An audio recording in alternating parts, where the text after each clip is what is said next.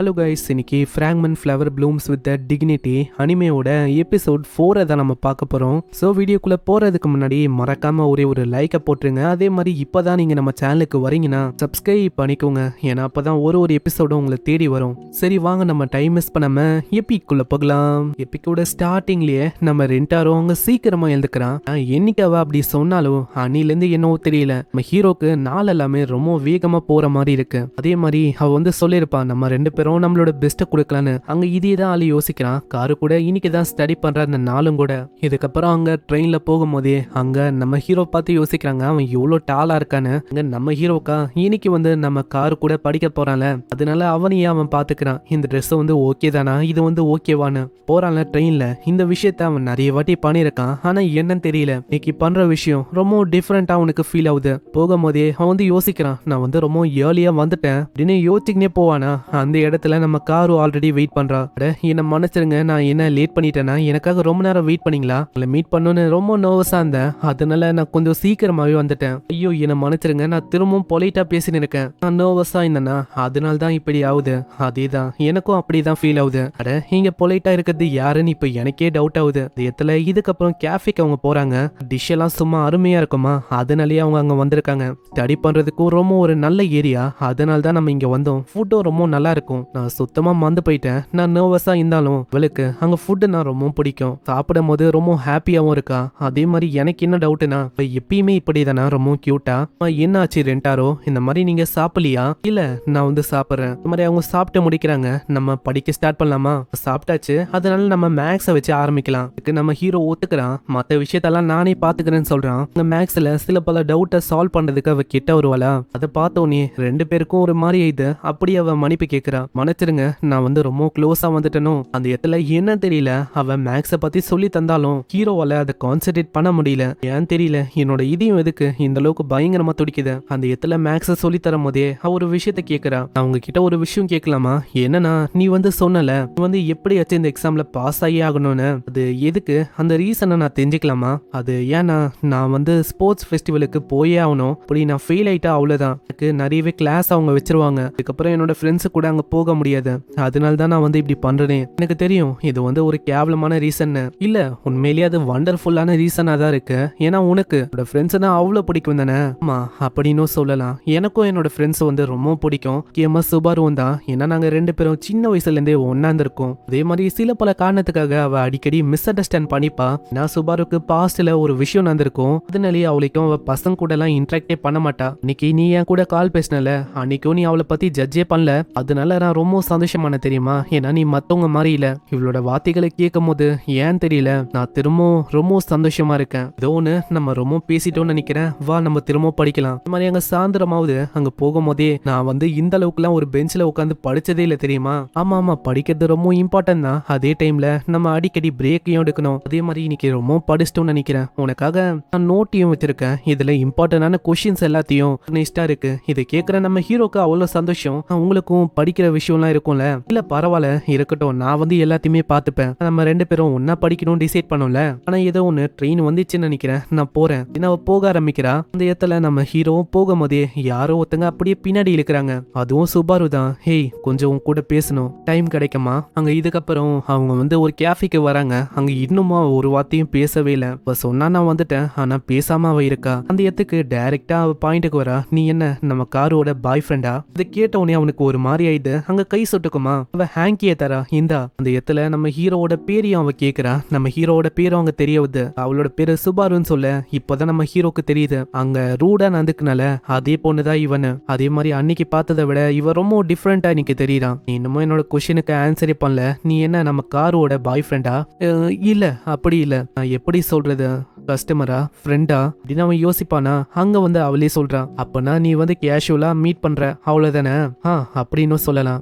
அப்போ விஷயம் ஈஸி ஆயிடுச்சு எனக்கு. இதுக்கு மேலேயும் நம்ம காருவை நீ மீட் பண்ணக்கூடாது, எனக்கு புரியுதா?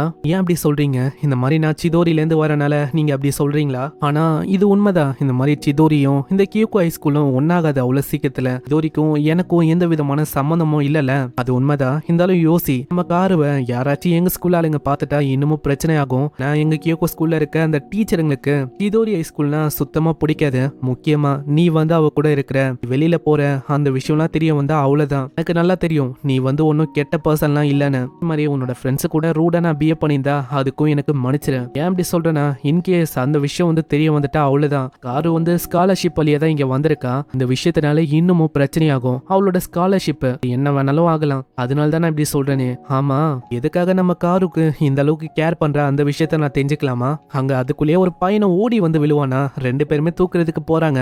பொண்ணு தான் ஃபர்ஸ்ட் தூக்குறா. அந்த பொண்ணு கிட்டயே அவங்க தேங்க்ஸ் சொல்றாங்க. அங்க ஒரு பொம்மையும் இருக்கும், அதையும் அவ தரா. இது வந்து என்னோட பொம்மை. அட, உங்களோட முடி அது ரொம்ப கூலா ரொம்ப அழகா இருக்கு தெரியுமா? நீ ஃபர்ஸ்ட் அவளுக்கு தேங்க்ஸ் சொல்லணும். அங்க தேங்க்ஸ்ன்னு சொல்லிட்டு அவன் ஓடி போயிடறான். இப்பதான் நம்ம சுபாரு அந்த விஷயத்தையே சொல்றான். பையன் சொன்னால என்னோட முடி கூலாவும் ரொம்ப கியூட்டாவும் இருக்குன்னு. இதே விஷயத்த தான் என்னோட காரும் சொன்னான். அந்த டைம்ல என்னோட சின்ன வயசுல என்னோட முடினாலேயே என்ன நிறைய பேரை பொலி பண்ணாங்க. ஆனா அந்த டைம்ல எனக்குன்னு நின்னது யாருன்னு தெரியுமா? அது வேற யாரும் இல்ல, நம்ம காரு தான். எனக்காக அவ நின்னா. நான் சொல்றேன் அந்த முடி ரொம்ப அழகா இருக்கு, பியூட்டிஃபுல்லா இருக்கு, நீங்க யாரு புலி பண்றதுக்கு? அந்த நாளை என்னால மறக்க முடியல. அன்னிலேருந்து அவ தான் எனக்கு ஒரு ஹீரோவா தெரிஞ்சா தெரியுமா? இந்த மாதிரி என்னோட வாழ்க்கையை மாறினதுக்கு காரணம் அவ தான். அதுக்கப்புறம் நாங்க வந்து ஒன்னா இருக்கவும் ஆரம்பிச்சோம். அவளை பத்தி நம்ம காரும் நிறைய விஷயத்த என்கிட்ட சொல்லியிருக்கா. உனக்கு அவளுக்கும் அவளை பத்தி ஒண்ணுமே தெரியாது. நான் அவ எவ்வளவு கஷ்டப்படுறா உனக்கு தெரியுமா? அவ ரொம்ப கஷ்டப்பட்டு தான் நிறைய விஷயத்த பண்ணிருக்கா. கண்ணு முன்னாடி பாத்திருக்கேன். அவ ரொம்ப கஷ்டப்பட்டு தான் படிச்சு இந்த கியூகா ஸ்கூலுக்கே வந்தா. அதனால தான் அவளை சுத்தமா நான் இழக்க விரும்பல. எதனால அவ கியூகா ஸ்கூலை விட்டு போற மாதிரி ஆயிடுச்சுன்னா அதனால தான் வெறுமா நான் அவளை ப்ரொடெக்ட் பண்றதுக்காக இதெல்லாம் பண்ணிருக்கேன். உண்மையை சொன்னா எனக்கு தெரியல இந்த மாதிரி இப்ப நான் பண்ற விஷயம் இது கூட கரெக்ட் தானா இல்ல தப்பான்னு. இருந்தாலும் நம்ம காருக்காக நான் இதை பண்ணிதான் ஆகணும். அதனால தயவு செஞ்சு அவளை மீட் பண்ணாத திரும்பவும். இது கேட்கிற நம்ம ஹீரோக்கும் அங்க பழைய விஷயம்லாம் ஞாபகம் ஆகுது. அவனோட ஃப்ரெண்ட்ஸ் எல்லாம் அங்க சொல்லியிருப்பாங்களே இந்த கியூகா ஸ்கூல்ல இருக்க பொண்ணுங்கலாம் ரொம்ப முட்டாளுங்க, இந்த மாதிரி நிறையவே விஷயங்களை பத்தி எல்லாம் சொல்லியிருப்பாங்களே. அதுக்கப்புறம் அவனுக்கு புரிய வந்திருக்கும் அப்படியெல்லாம் ஒன்னும் இல்லைன்னு. அங்க காரு வேற சொல்லியிருப்பா. அதான் ஆனாலும் நான் வந்து உன் கூட தான் இருப்பேன், ஏன்னா நான் உன்னை பத்தி நிறைய விஷயங்களை தெரிஞ்சுக்கணும்டா என்ன அவன் சொல்லியிருப்பாள. அதெல்லாம் யோசிச்சு பார்த்துட்டு அங்க முடியாதுன்னு அவன் சொல்லிடுறான். இதனால அவளுக்கு ரொம்ப கஷ்டமா இருக்கு. நான் ஃபாலோ பண்ணின்னு வந்து பார்க்கும் போதும் அங்க காரு ரொம்ப சந்தோஷமா இருந்தா. அதுலயே அவளுக்கு தெரிய வந்துச்சு கண்டிப்பா இவன் வந்து இதான் சொல்லுவான்னு. அதனால சாரி சொல்லிட்டு அவன் போயிடுறான். அங்க இன்னமும் அவ கஷ்டப்படுறான். எனக்கு தெரியல நான் எதுக்காக இப்படி எல்லாம் பண்ணிருக்கேன்னு. நெக்ஸ்ட் சீன்ல நம்ம ஹீரோவும் அங்க படிக்கலாம் ட்ரை பண்றான். இருந்தாலும் அவனால கான்சென்ட்ரேட் பண்ண முடியல. எத்துல இதை பார்த்து மத்தவங்க பயந்து போறாங்க, நம்ம தான் ஏதாச்சும் பண்ணிட்டோமான்னு ஹீரோவும் யோசிக்கிறான். அவனுக்கு சுத்தமா புரியல காருக்காக அவ வந்து இந்த அளவுக்கு யோசிக்கிறாளான்னு. அந்த டைம்ல ஒரு 2 பொண்ணுங்க ஏதாச்சும் சீட்டு காலியா இருக்குமான்னு வருவாங்களா. பார்த்தோன்னே நம்ம ஹீரோ எழுந்து போறான். அங்க அவங்களுக்கும் தெரியுது அதே பையன் தானே அன்னைக்கு லைப்ரரி அப்போ ஒரு சீட்டை நம்ம ஹீரோ விட்டு கொடுத்திருப்பாங்க.